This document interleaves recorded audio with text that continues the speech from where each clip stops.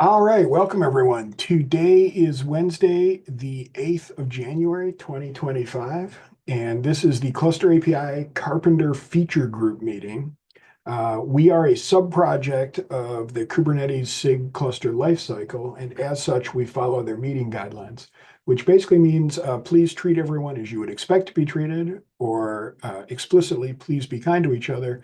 And if you'd like to talk, please raise your hand and I will call on you. So I encourage everybody who'd like to, to add themselves to the attendee list. I will link that in the chat, and I think it just requires, you just need a GitHub account, I think, to be able to add things here. So, I had a couple topics on the agenda, but it sounded like Luke had a question about the project, and so I wanted to give Luke kind of some priority here to ask. So, Luke, please, what were you curious? What were your questions? Oh yeah. Sorry, did not mean to take over the meeting, but I think one question right off the bat is um it seems like if this I'm not super familiar with cluster API to be honest, but we're trying to integrate this with our system, and our system uses machine pools, but I noticed that this sort of cluster API Carpenter provider works with machine deployments. So I'm not sure how, like, are those, you know, is there some way that we can reconcile that?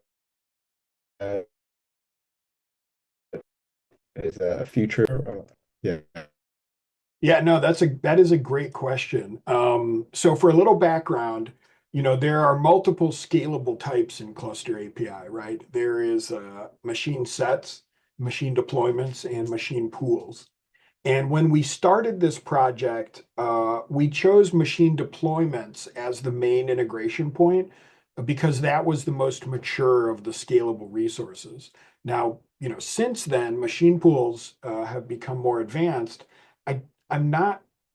I would want to know more about, like, I don't think machine pools. I don't know, Fabrizio. Do you know, are they GA, or are they still like in a kind of an alpha beta state? Like, where do those stand in the main project, I guess? That's kind of what I would want to know. But I think if, So, yeah, go ahead. Thank you, Fabrizio. hello everyone. Machine pool, they are still, I guess, alpha. There was discussion about the graduation, but then basically the former pool of maintainer had to change focus. And so currently machine pool are looking for a new set of maintainer, and they are lagging behind on a couple of feature, I don't know, replica and label propagation or new condition, stuff like that. So they are still there. They are tested alpha, but to get to promotion, we need to find a new set of folks that take care of them. Thank you, Fabrizio. So yeah, so that was my thinking, was that we would want to start including machine pools when we get to the point where they're a little more mature, where we've released them at least into beta or something. But it is possible that we could create like an experimental branch with machine pools just to see, how they work, and if they work the way we expect. I guess, does that answer your Okay. question? Yeah, that is helpful. Yeah, that answers my question. Yeah. Awesome. Did you have any other questions that we could get into? I'm just gonna hold off for now. I'm curious. Well, mainly I'm just curious of this project is something you're probably going to talk about this meeting. Okay. All right, cool. Well, thank you then. All right, so I'll get into a couple of the topics that I wanted to bring up here. One was, last year we were talking about making a Slack channel. And so I investigated what it would take to do that. And it looks like there is a limit of 21 characters on a Slack channel, which means that we couldn't have something like Carpenter dash provider dash cluster, dash API, because that's just too long. So I wanted to see if anybody here maybe had ideas or suggestions, or what should we, if we're going to make a Slack channel to kind of focus the Carpenter cluster API, Cater. how do you spell that? Like K8R, I don't know. Is it 8? 1, 2, 3, 4, 5, 6. K7R, I think then. Missed by one. yeah, so yeah, I get what you're saying. You're saying like, say like Carpenter, like Kubernetes, the yeah. same. No, Right. no, just K7R. Like Kate's, Okay, yeah, right. Like Kate's okay. but we are K7s No, no. because it's Carpenter. It's 1, 2, 3, 4, 5, 6, 7. Yeah. Okay. I don't want to make it too confusing, but like maybe we should just do something like Carpenter cluster API. Like do you think that would that be sufficient, do you think, for people?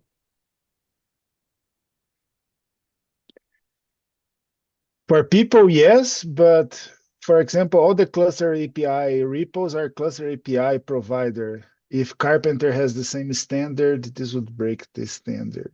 Oh yeah, good. That's a good question. So perhaps Carpenter provider copy, which is not a new abbreviation, at least. Yeah, I mean that could I think Carpenter provider Cappy could work as well.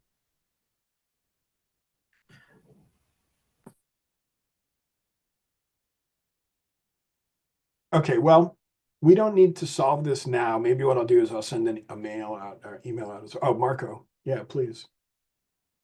Quickly one, just raising another question.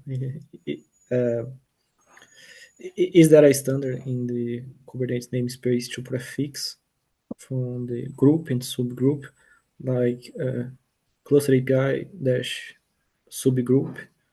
I wonder if you can consider the Carpenter provider as a subgroup of cluster API or a subgroup of Carpenter. Just raising some thoughts. I thought we did. I thought like there's, like provider AWS and whatnot. There are various channels for those, but I don't what I'm trying to avoid is like I wouldn't want to have all the Carpenter questions going to the main cluster API channel if we ever started to get a lot of activity. It might just be really confusing there or something. Okay, so I think maybe the best thing to do is send out an email and kind of get suggestions in a more asynchronous manner so people can think about this. But I wanted to lay the topic out there just so we could start, getting different ideas. Does anybody else have a comment or thought on that one before I move on? Okay. So the next topic I wanted to bring up is I've put up a couple PRs and I could use some help with reviews here. So let's see. Just to switch over quickly. So one of the PRs I put up was a little housekeeping PR here, and this is just to separate the different phases of what we're doing in the GitHub actions so that we can see like a test happening differently than a build, because previously the build and the test were kind of like smashed together. So this will allow us to see, if it failed the build or it failed the test. And I think it also allows GitHub to run them in parallel then if it wants to. So just a little minor housekeeping one. And then I did some work to update the provider to use the 1.0 release of Carpenter and the 1.8 release of Cluster API. And I tested this out manually and it's working. This is going to be kind of like one of these regular maintenance things we're going to have to do where it's like we'll need to we'll need to occasionally update the Karpenter core when that changes, and then we'll need to be updating the cluster API side when those cadences change. This one took a little bit of extra work because as the Karpenter folks went to Karpenter 1.0, they also updated their controller runtime. And there was a controller runtime update in cluster API as well. And it took a little bit to get some of these things kind of fixed. So I think a lot of the changes were just around, making this better fit with the things that had happened in the Karpenter world. The cluster API changes were actually fairly simple. I don't think there were any changes necessarily that we needed to make. So that part was pretty easy. And I tested this kind of locally. And one of the things I'd like to work towards this year is getting like more automated tests in this repo so that we could do more, especially when we look at the way the cluster API tests run. I think there's a lot of interaction we could have there. So did anybody have questions or comments about either one of these PRs?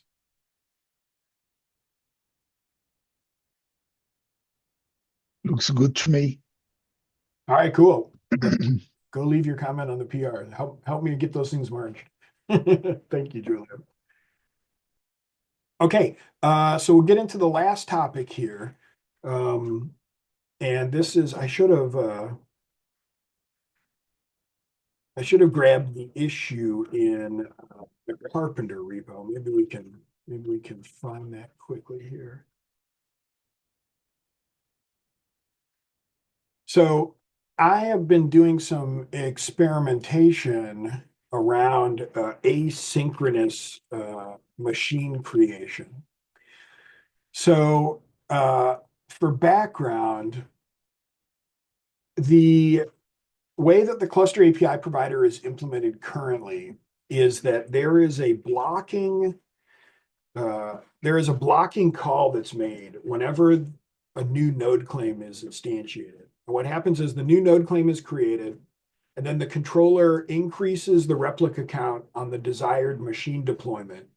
And then it blocks and it waits in a loop to see that machine be created. And this is so that it can put the provider ID into the node claim, which is something that Karpenter needs in order to advance the node claim into the state where it's considered ready in the system.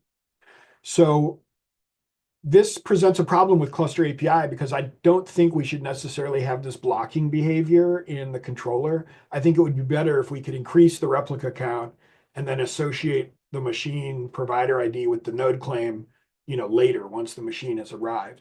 And I don't think we should necessarily treat these relationships as special in any way. We should just kind of, we need to create a new machine in this machine deployment. We do it. We just take whatever the next one is.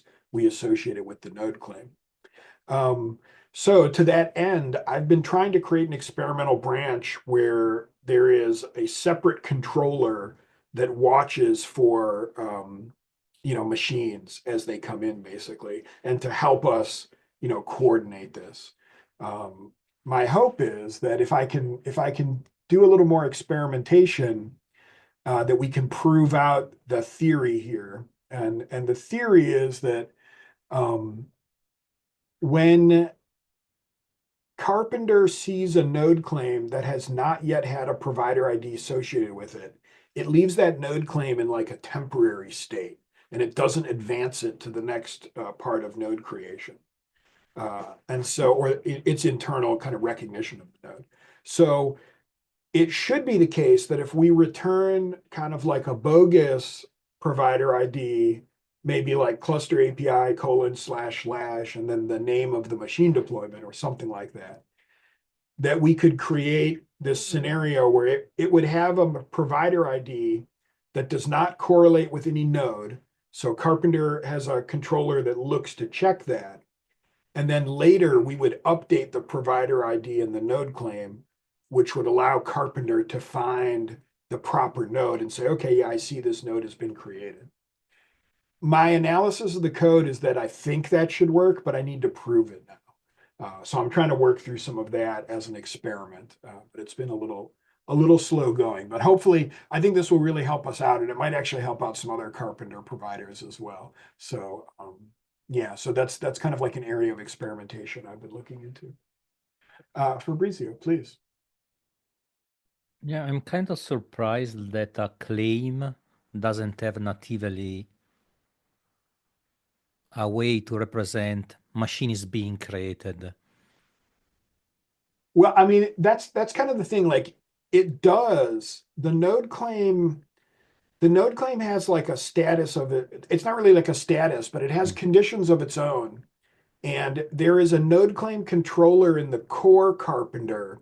And what it tries to do is it looks, whenever a node claim is being reconciled, it looks to try to find the provider ID in the node claim and match it with a node that has that provider ID as marked by the, the infrastructure.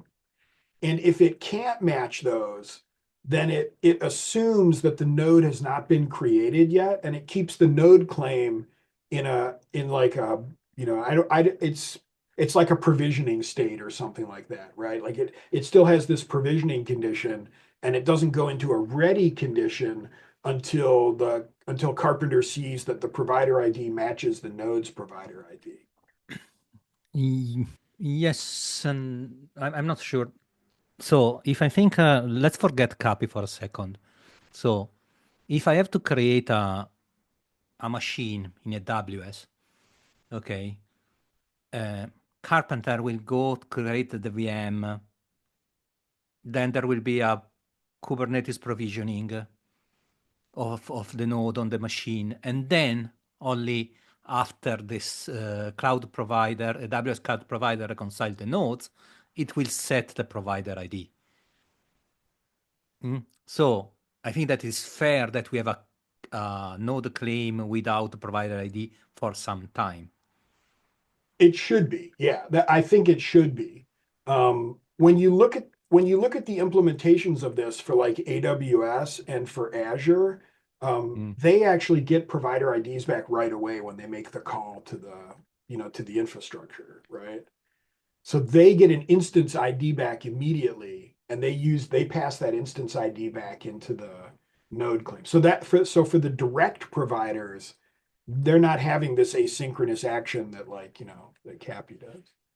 Even though I know you said you didn't want to talk about Cappy. Because because they know in advance how the provider ID will be computed and set by the CPI. Right, exactly. So they can give the provider ID back immediately, but the design of Carpenter, I think it will tolerate this type of asynchronous provider ID addition, but none of the current providers operate in that way. So I don't think it was something that was overlooked per se, but I think it was a design constraint that maybe wasn't needed in the original version. But it seems like it should work. Yeah, let me say my 2 cents. If we want to rely on this behavior to set the node the provider ID later on, let's make sure that this is a supported use case in a recognized use case by the Carpenter community. So we go there, we open an issue, we explain, oh, we are in this case, we don't know the provider ID up front, we have to wait for CPI to set it, yada, yada, yada. And so is that okay for you if provider ID stay empty for X time? Right, right. And that was this issue that I opened up here. I was trying to get the conversation going with the Carpenter community. Okay. But this isn't a problem for AWS or Azure. So that, so we're kind of pushing into new ground here. And we've had a good back and forth discussion, about this here. So I think, now the thing is I need to finish the kind of experimentation I'm doing. And I guess the other question too is, people are using the Carpenter cluster API right now, and the blocking behavior isn't causing a problem for them. So, I predict that we'll run into bugs around that in the future, but it seems to be working at the moment. So maybe we don't. It doesn't. Yeah, go ahead. Sorry. It works, but it doesn't scale. Right. That's my concern. Exactly. It's not like when someone starts running this with a huge cluster, yeah, it's not gonna be a great experience. Right. Yeah. You have 10 concurrent reconciled as meet, and you can wait only for 10 machine, and then everything else is blocked. Right, That's it. right. And since like Carpenter usually creates a single node at a time, yeah, if you have some big load come in and it wants to reconsolidate the cluster or something and make like 15 node claims, yeah, it's not going to scale well. So I think my gut feeling is we probably have to solve this, but it's just kind of getting the work done and figuring out how to do it.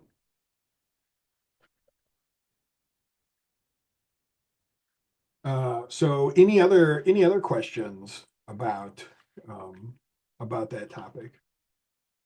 So if we went towards that direction and introduce that generic logic, would any other providers need to adjust the code as well? Because as said, it's working for the providers for AWS and Azure, right? But something tells me that at some point that's gonna need to integrate there.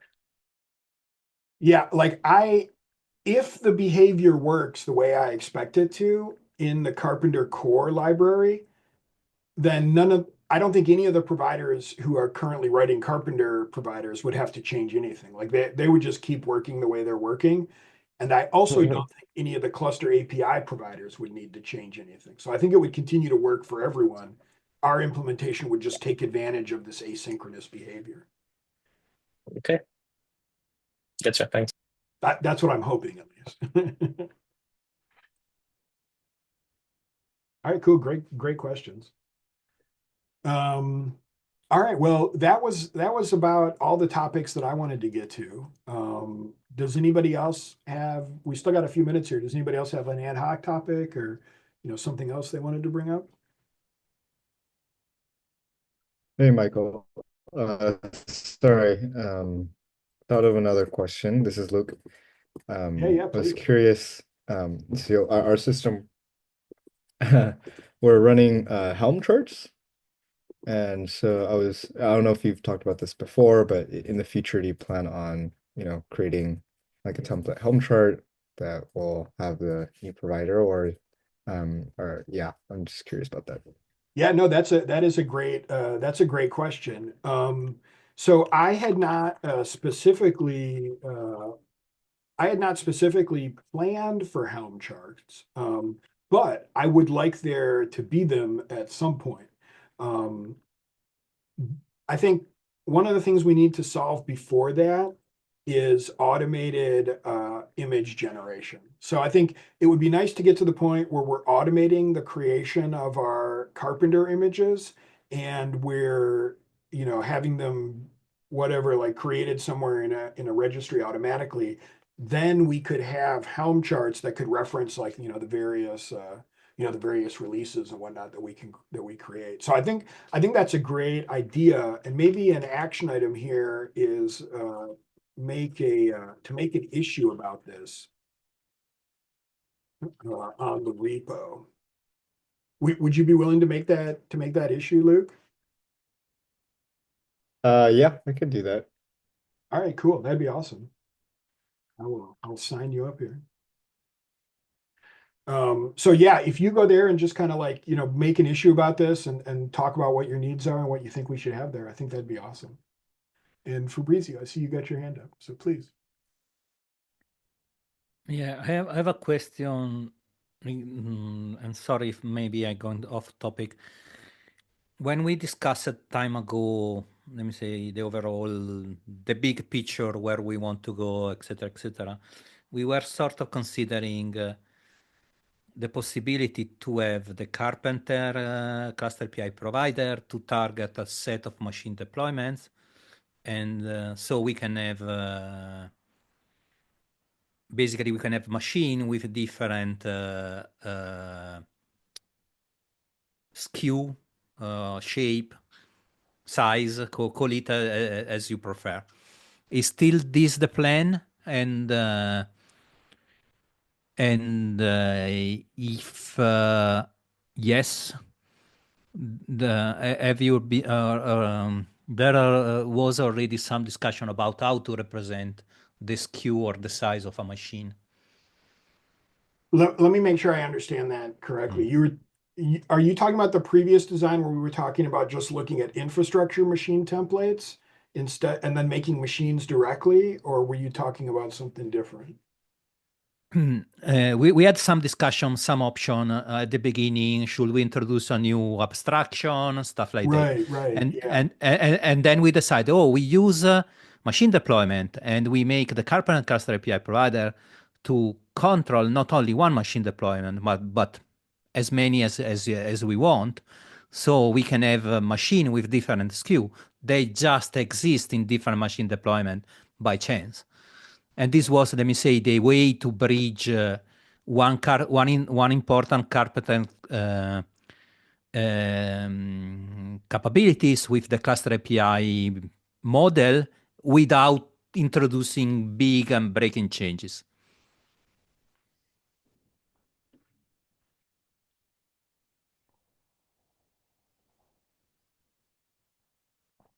But Mike, sorry. if this is not yet being discussed, yeah, that's okay. We can it will come down the line. Yeah, like we have discussed it. I think we should come back to this topic in the next session as well.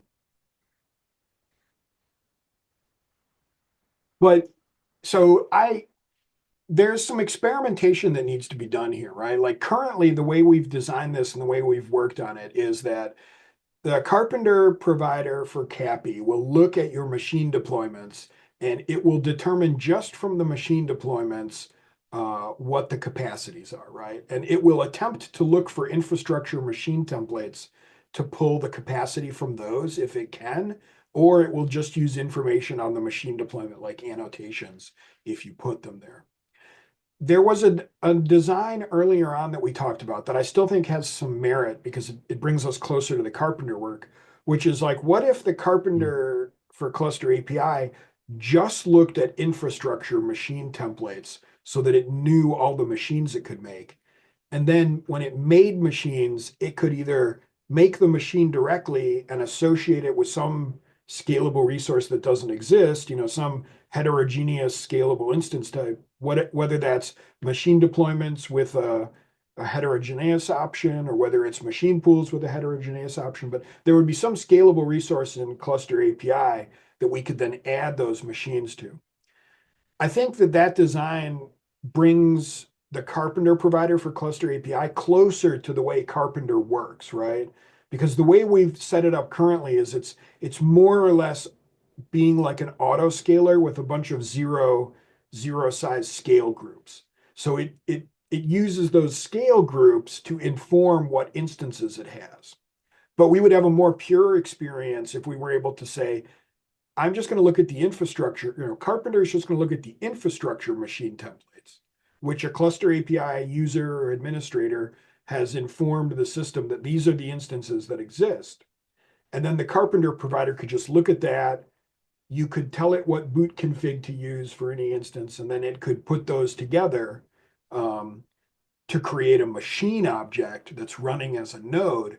And then that machine object could be owned by some, it could either be added to a machine deployment that has some sort of heterogeneous, flag turned on, or it could be added to some new API type or whatever. I know we don't want to make a new API type for scalable resources, but I'm just saying it because, it just kind of popped into my head. But, Yeah. Go ahead. Sorry. No, that's a discussion to have. I think that we have to integrate Carpenter. We don't have to transform Cluster API in Carpenter. Right. Also because, for instance, if I look at machine deployment, they came with advantages. I don't know, for each machine deployment, you can choose your failure domain, or you can have a specific bootstrap script for different machine size and stuff like that. So there are pros and cons in bringing stuff together. But that's a good discussion to have. It also it also changed the scope if we want to experiment with what Cluster API is now, or we want to think to Cluster API 2.0 or 3.0 or whatever. So, but that's a good discussion to have. I just asked because I remember this from when we started this thread. There was a point where we went back and forth a couple of times. Right. Yeah, exactly. And I think we went with the design that was the most kind of cluster API friendly. But now that we've done this and we've got it working and everything, it's a great time to have a retrospective and talk about it. So yeah, apologies, we're a couple minutes over here, folks. But yeah, let's queue this up for next time and let's get into a deeper discussion of it. I think it's a great topic. Thanks, Michael. Cool. Yeah, thanks everybody. Have a Bye-bye. great Wednesday and see you next time. Thanks. Bye bye. Mhm.